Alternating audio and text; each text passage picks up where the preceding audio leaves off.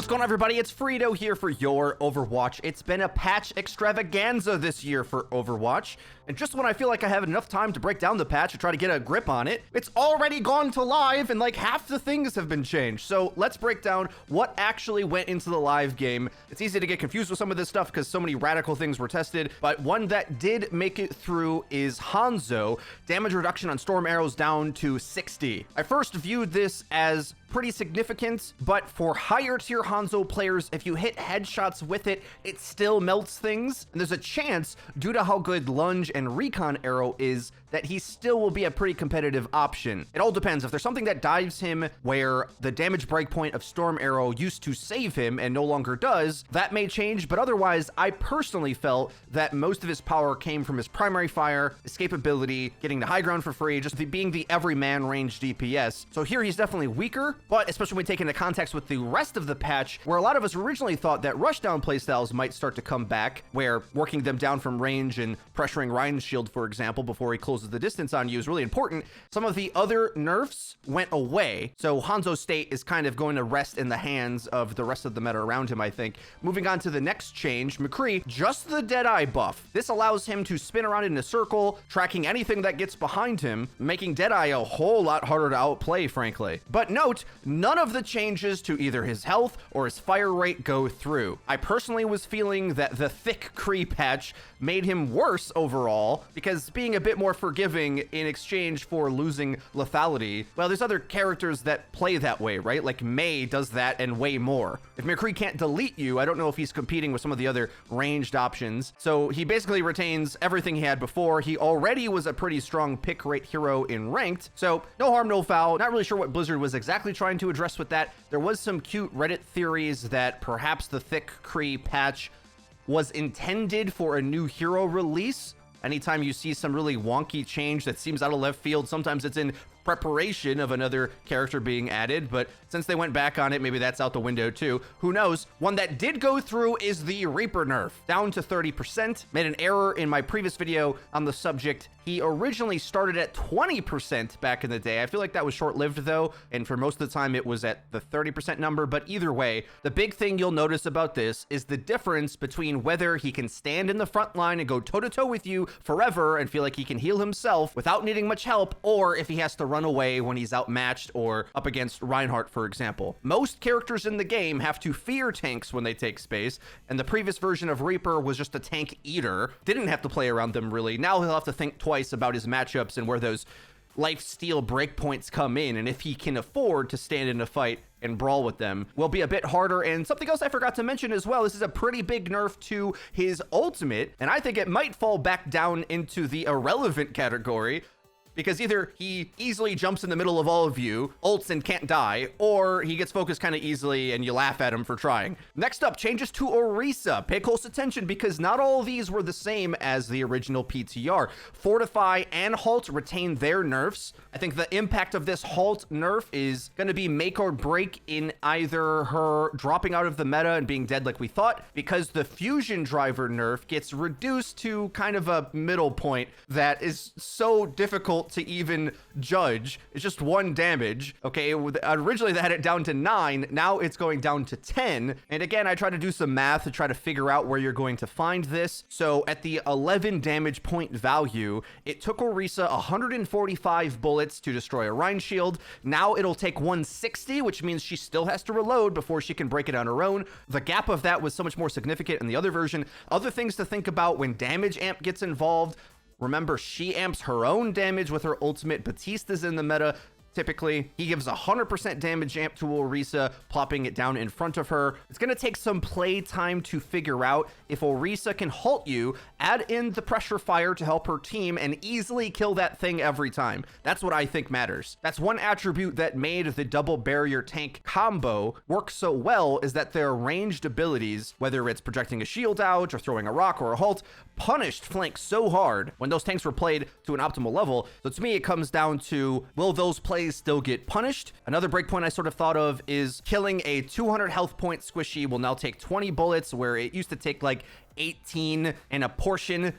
So maybe 19 by herself, but 18 with a little bit of help. These are so close, it's hard to know if it's going to matter. But again, remember, Orisa's reload is so long that if we find her in spots where if she can't meaningfully add damage and get stuck in those reloads, the whole meta may break apart. But with the nerfs reined in, I'm not exactly sure. Same thing with Sigma, who does not retain the range nerf from the original PTR. You'll still be able to shoot at 22 meters away, but the accretion nerf does go through, meaning that he can't alone one-shot kill a squishy target with a full combo, but he was so durable anyway that I didn't feel he needed that. The biggest nerfs now come through to Gravitic Flux, where even when it hits you, the impact slow is reduced by 1/3 of a second about, making it harder to hit those follow-up shots for you and your team. But the big one is that he can be interrupted before the targets begin falling, and that's a huge window. Targets get raised for quite a long time, which still allows for them to get focused in the air. A lot of the kills come in the air as well. So I wouldn't say Grav Flux is just useless now by any means. It just means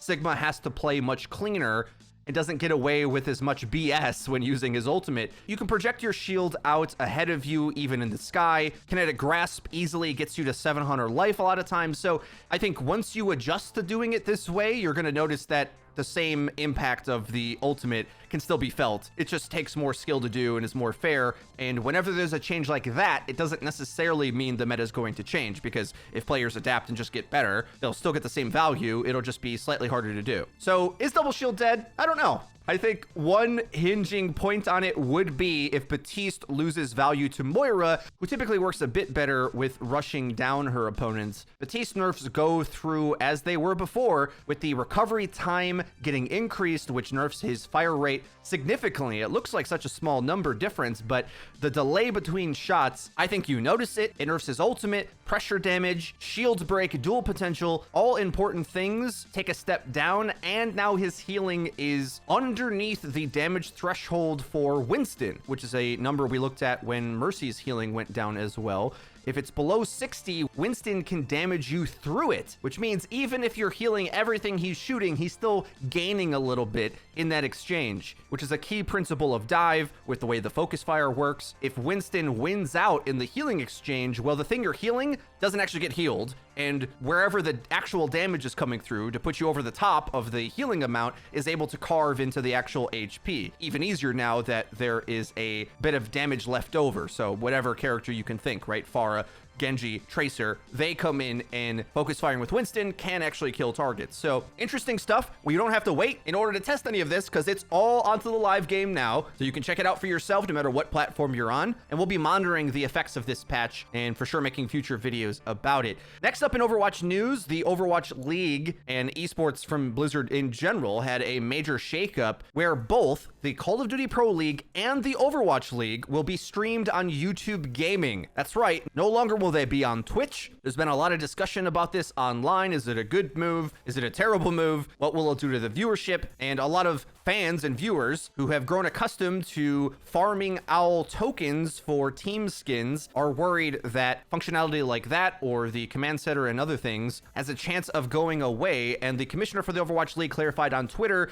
that they are currently exploring ways to offer rewards for watching our broadcasts on YouTube in the future. Now, that isn't explicitly saying everything will retain, but you would imagine that the Overwatch League is well aware how much being able to farm up items in game is important to their viewership, and I would imagine they're working tirelessly to get it to work on YouTube. Is YouTube the right platform for the Overwatch League this year and potentially moving forward? Well, it depends who you ask. Twitch is a much smaller but gaming dedicated website where basically all successful esports are. YouTube has a much broader base, and basically you could say the entire world uses it, but it's not known for gaming live streams, but instead VOD content. Gaming on YouTube is massive, but streams aren't necessarily, and they're also hard to find. This past weekend, I've attempted to watch the Call of Duty Pro League a little bit, and the fact that it takes me a few clicks and knowing how to Google properly to find it is a bit troubling, especially when a lot of people are optimistic that, YouTube would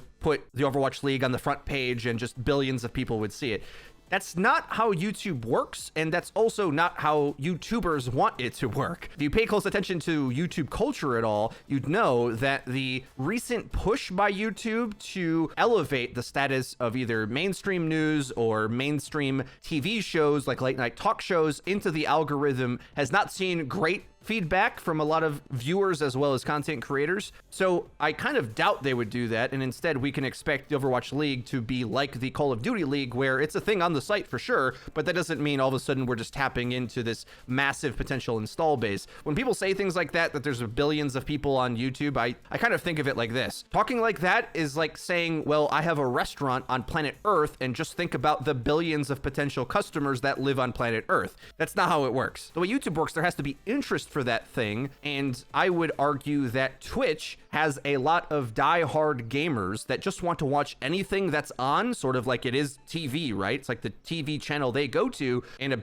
a big chunk of the viewer base, I think, watches the top 10 streams or so, and whoever's on at the time or interests them gets the majority of viewership, and in that way, Overwatch League was a big fish in a small pond and may have received higher viewership due to just the average gamer being interested in gaming, clicking onto the stream when it was live, especially if nothing else was on. Whereas on YouTube, the massive install base is deceiving because there's also an equal amount of competing content, right? Now Overwatch League has to compete with cat videos and every other type of genre that exists. Whereas Twitch, it's easy to forget, is basically like 1 to 3 genres or something, right? So all in all, my review of Overwatch League going to YouTube is I personally prefer YouTube in a lot of ways. The quality of the streams are much better. It's much easier to navigate them, manipulate them as VODs, especially when you consider that the Overwatch League will have a nutty schedule come this year, where a lot of games for you are going to be at 2 a.m. no matter where you live, just by the basis of it being across the world.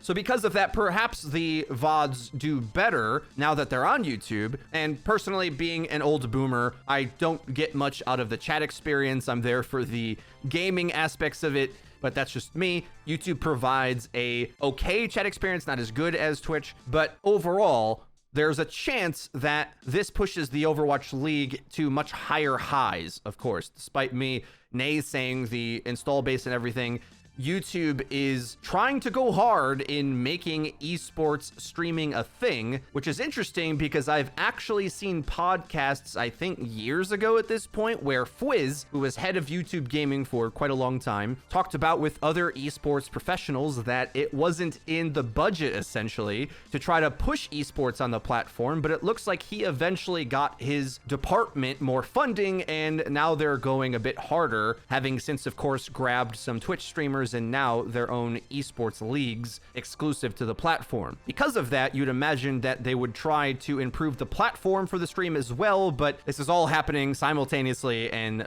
only time will tell if it does succeed. I'll be watching the games either way, especially if the gameplay is good, and it'll be interesting to see what you guys think. In my personal opinion, the stream viewership probably has a bigger correlation with the health and status and reputation of the game. Like, how do gamers as the whole feel about Overwatch? Are they playing it? Is it competitive with other games in their library? More so than what platform it's on. So regardless of platform, if Jeff and the dev team just keep balancing the game and enforce the gameplay to be great, it might be hard to look away from Overwatch this year. So that's my thoughts on all of that. If you guys enjoyed the video, please be sure to leave it a like. It really does help us out and lets us know that you're enjoying the content. And if you haven't already, please subscribe and be sure to hit the bell icon to actually get notified when our videos go live. Link in the description is our Twitter, where we tweet out news, updates, and date memes. That's been it for me. I've been Frito for your Overwatch. We'll see you guys next time.